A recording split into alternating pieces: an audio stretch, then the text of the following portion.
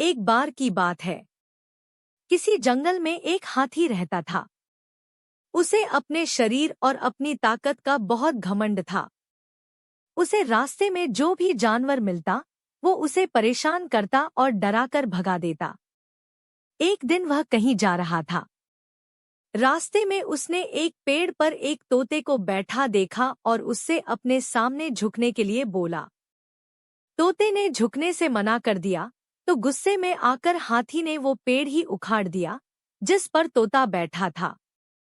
तोता उड़ गया और हाथी उसे देखकर हंसने लगा। फिर एक दिन हाथी नदी के किनारे पानी पीने के लिए गया।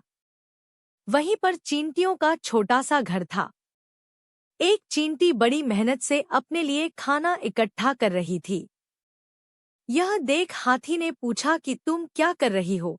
तो चींटी ने कहा कि बरसात का मौसम आने से पहले अपने लिए भोजन जमा कर रही हूँ, ताकि बारिश का मौसम बिना किसी परेशानी से निकल जाए।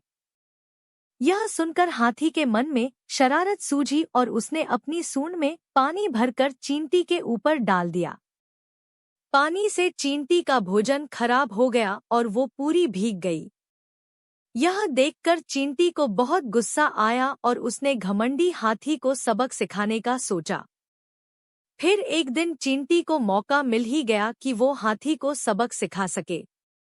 हाथी भोजन करके हरी घास पर सो रहा था। चींटी सोते हुए हाथी की सूंड में घुस गई और अंदर से उसे काटने लगी। जैसे ही चींटी ने हाथी को काटा, हाथी दर्द के मारे जोर जोर से रोने लगा और मदद के लिए पुकारने लगा। चींटी ने हाथी के रोने की आवाज सुनी और सूंड से बाहर निकल आई। हाथी उसे देखकर डर गया और अपने किए की माफी मांगी। जब चींटी को महसूस हुआ कि हाथी को अपनी गलती का एहसास हो गया है, तो उसने हाथी को माफ कर दिया।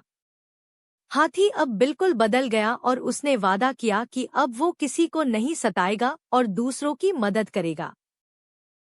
कहानी से सीख: हमें अपनी ताकत पर कभी घमंड नहीं करना चाहिए।